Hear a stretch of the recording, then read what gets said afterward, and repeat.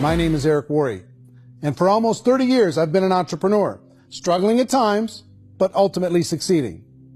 As a best-selling author, speaker, and business owner, I've spent my entire career helping millions of people around the world to become entrepreneurs. And I believe strongly that there is, in fact, a better way when it comes to how we make a living. The career landscape has changed dramatically, and many are still working in a model that is completely out of date. What worked for previous generations isn't working as well for people today.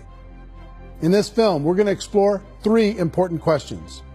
First, what's really going on in our working world today? Second, in this new economy, is it better to become an entrepreneur, or is it safer to work for someone else? And third, if a person decides to become an entrepreneur and start their own business, how can they do it without taking on massive risk? To help in this journey, I've brought together some of the greatest experts and thought leaders in the field of entrepreneurship to share the real facts with you. My intention is to give you new information that will allow you to make choices that are not limited by an old, outdated model. Let's start by understanding what's going on in our working world today.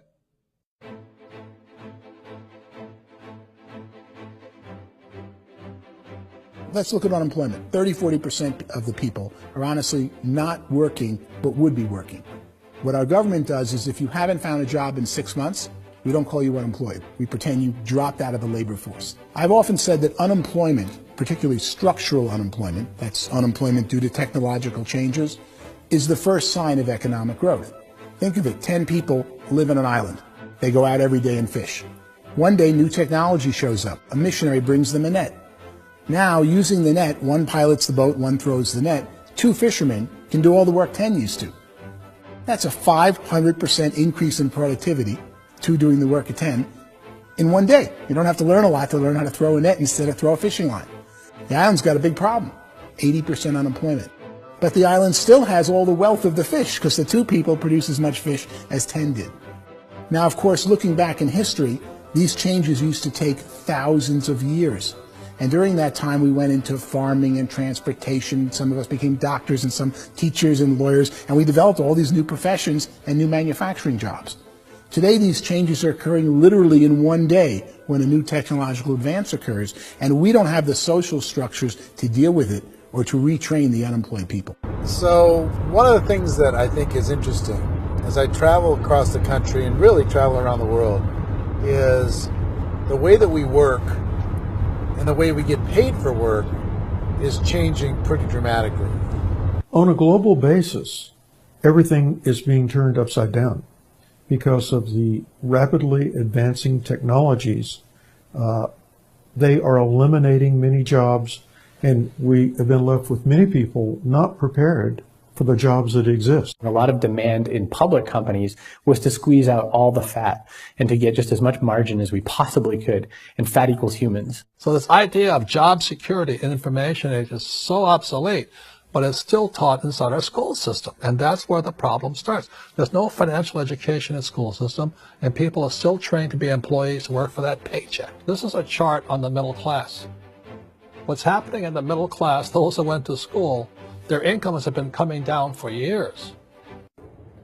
I feel sorry for the person who dreads going to work, who is sick to their stomach on Monday morning, who hates their alarm clock, who gets a little glimmer of hope on a Wednesday because it's hump day and says, thank God it's Friday. And they live for those 2 days a week where they get to be themselves and they don't have to be around people they don't like, and they don't have to play the political game in the office, and they don't have to live this half life. The person that works 50 weeks a year just to be able to have the 2 weeks for vacation. And you know what happens to most of them nowadays? They don't have a vacation. They have a staycation. They have time off of work, but they don't get to go where they want to go. I feel sorry for that group of people because there's a better way. They just don't know it. The basis for their life is worry. I'm worried maybe I'll get fired. I'm worried maybe my company will go out of business. I'm worried I can't keep spinning the plates on paying the bills. I'm worried about how do I send my kids to college. I'm worried, what if the transmission of my car breaks? That's, 2 or 3, I can't fix it. People live in a sea of worry, and it eats at them. It's time to look in the mirror and say, it's not the economy, it's my economy. It's my little world of where I am. I need to improve. I'm not going to wait for the economy to come back, because frankly, the economy is doing great in this country. The average household income in the United States is approximately $50,000 a year, what they call the middle class. To reach the top 25% of income earners, you'd need to earn at least $90,000 a year. To reach the top 10% would be a household income of $140,000, the top 5%, $190,000, and to be in the top 1%, you'd need a combined household income of at least $380,000 a year. So here's the question. What do you think would give you the best chance to move up and get to the top 10%, the top 5%, the top 1% or beyond? In my opinion, and in the opinion of many, many experts, the answer is to become an entrepreneur, to become your own boss. The spirit of the entrepreneur is to be a risk taker and to be resourceful and unstoppable, and to have a vision of yourself beyond where you are and not willing to settle for life as it is. Think about the great entrepreneurs. They're visionary. They have heart. They're willing to do today what others won't so they can do tomorrow what others can't. Personally, I don't think of the new economy, the old economy. I create my own economy. The entrepreneur's in control. I decide what the economy is going to be like. In the world of entrepreneurship, there are no limits. You can make as much as you want, depending on how much you want to work and how smart you are and how great a team you put together. There's no more lifetime rewarding business than being an entrepreneur. Why in America, where anyone could be anything, would people want to give up their freedom and become effectively a modern-day slave, told shut up and be here every morning at 7:30, leave at 5:30, and do what I tell you? And most people say, I'd love to be my own boss. 70% of Americans would love to be their own boss, according to recent polls. But they don't know how to get there. Because what are you going to do? One, you could buy an existing business. If somebody's selling an existing business, you have to ask why. Usually because it's probably hard. It's probably not making as much money as they hope. Two, they could buy a franchise. A little less risk, proven system, but it's expensive to be able to do that. Three, they could start something from scratch. And that's where a lot of people feel like, I don't have the chops to do it. I don't have the money. I don't have the product idea. I don't have the expertise. I don't have whatever it's going to take to be able to get there. And I can't risk my family to do it. So, fourth, they could become an investor. A lot of people in this town invest to try and figure out a way, but you got to be pretty smart with that game too, right? People that start their own business, they spend a lot of money, they spend a lot of time, a lot of effort to get things started. And the more you invest on the upfront, the harder you typically work at it.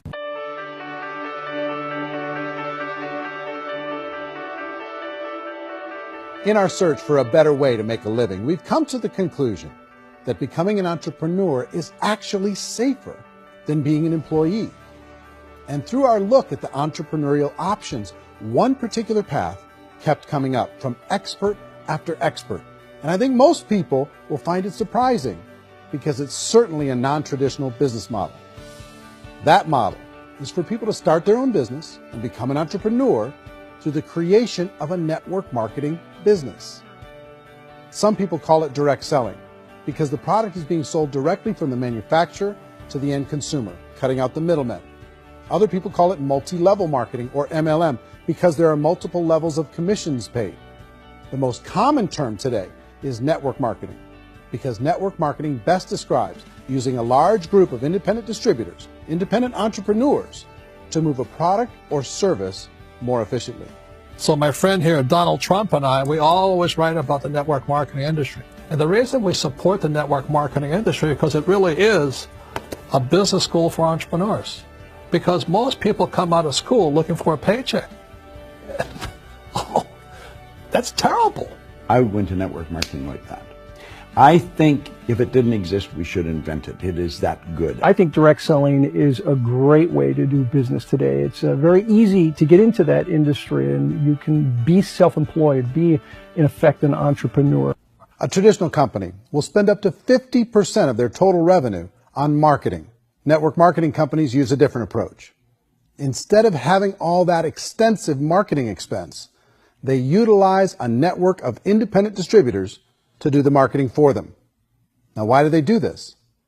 First, because word-of-mouth advertising is so much more effective today than traditional media advertising. Second, some products need to be explained or demonstrated, and an independent salesperson can do that more effectively than an ad campaign. Third, it's completely efficient. The company only pays for the marketing of their product if a sale happens and not before. Imagine if Amazon allowed you to become an independent distributor and paid out 40% of its revenue to that distributor group.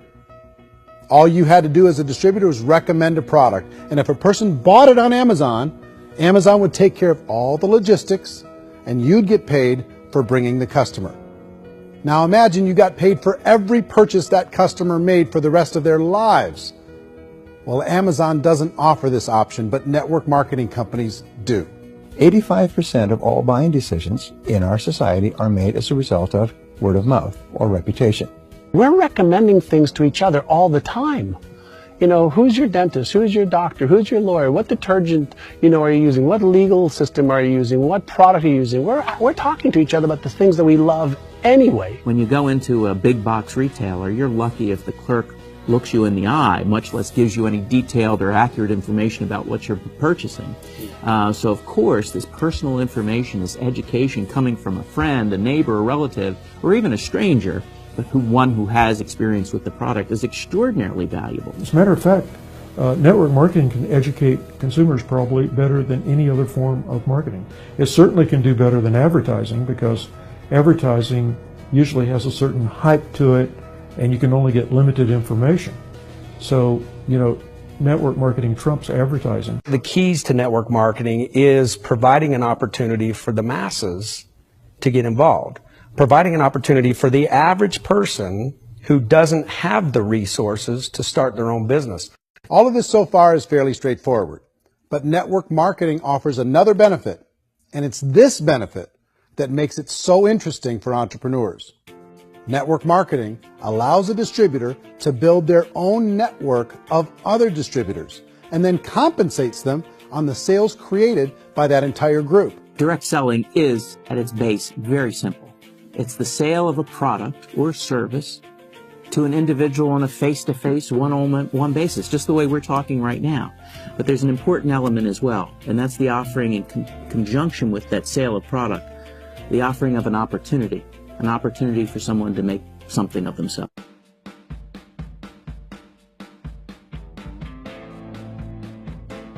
According to the Direct Selling Association, if you add up all the network marketing companies around the world, they combine to do over $178 billion a year in retail sales.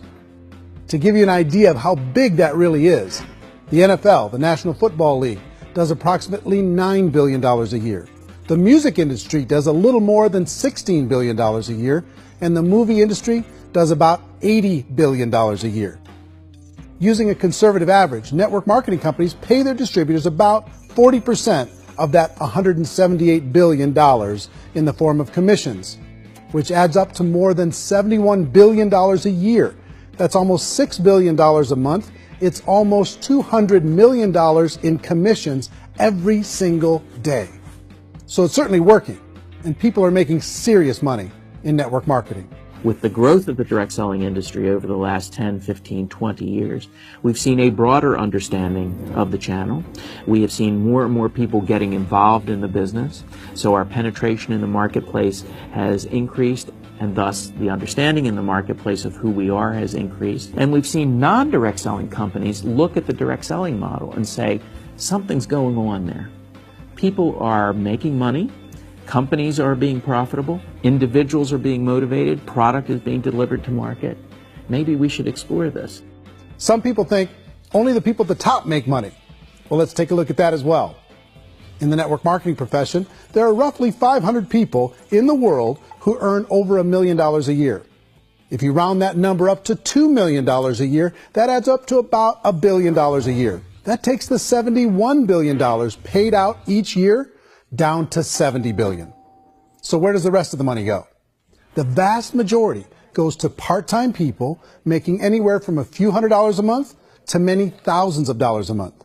It goes to people who choose to make it a full-time career move and earning even more than that. Every day, people are using the money they earn through network marketing to pay off debt, have more fun, and improve the quality of their lives. Everyone I know in network marketing has been doing that since the 50s.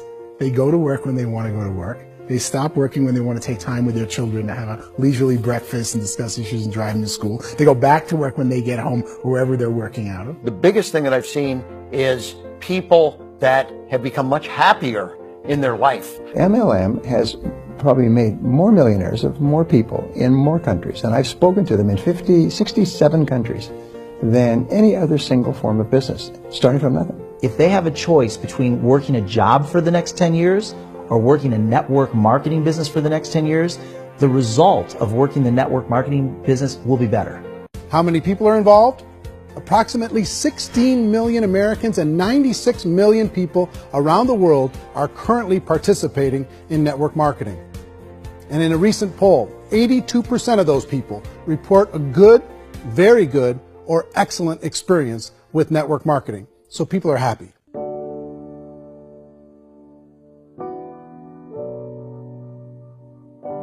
So I've taken a look at the network marketing profession and really tried to understand why so many people are confused as to the validity of this as a business. One is this pyramid shape. People get really messed up with this pyramid. Oh, it's one of those pyramid things.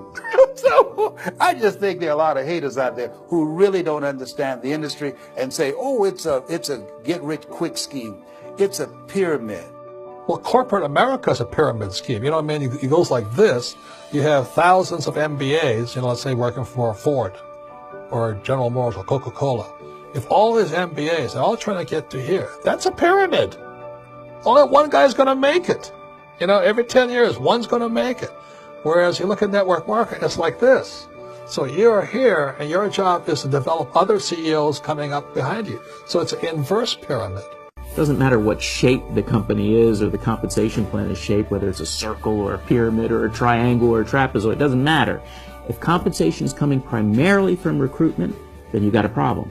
On the other hand, if an operation is basing their compensation to participants on the basis of sales, even when those sales are generated by people you've recruited, well, then you're a perfectly legitimate enterprise. That's the legal test. It's the practical test. People start talking about 99% of people in network marketing don't make any money.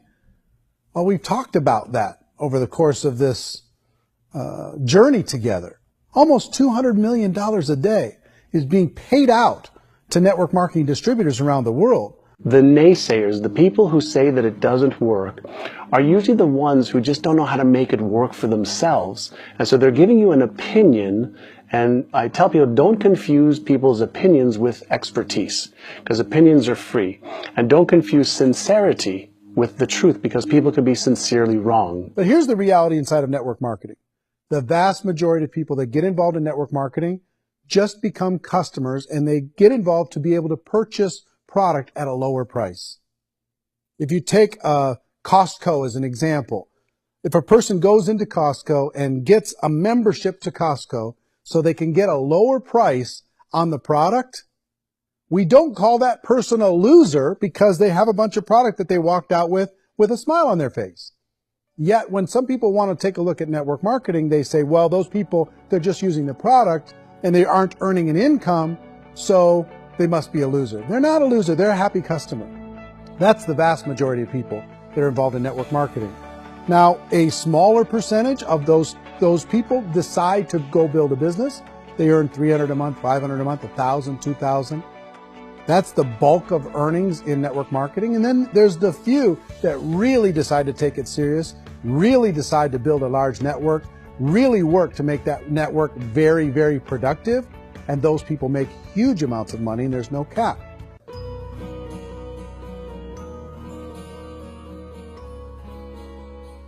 It's light years better for people starting today than it was even 5 years ago. I think it's more widely accepted now, and people understand it is a business. It is being an entrepreneur. It is being a business owner. Our belief system is based upon our evaluation of something, and frequently if we reevaluate a situation, our belief about that situation will change. The industry has changed and it's grown up. It's totally transformed. You've got young people today that have grown up with social media, and they understand networks. They understand how people are connected through technology, and they understand how money flows through those networks.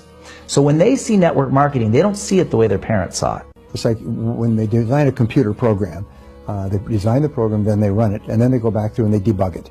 The MLM industry has been debugged. This is the day of being virtual, being able to run a business from your mobile phone. I mean, it's incredible. Companies are getting smarter. They're implementing more consumer protections. They're implementing more compliance training. They're doing more with respect to product research. If you do get involved and you make purchases of inventory, even on a voluntary basis, if you decide that this business is not for you, you can leave and have that inventory repurchased by the company. There's no other business that offers that kind of protection on a voluntary, self-regulatory basis.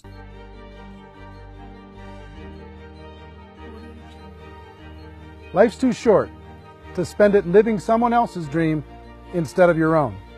It's too short to spend it living at a fraction of your potential. Can being an entrepreneur be a challenge at times? Sure. But here's what you get in exchange. It can be yours. Something that you built, something that you created, something that you made happen. This balloon represents your dream. It represents entrepreneurship. My wish for all of you is that you would reach out and grab it. The choice is up to you.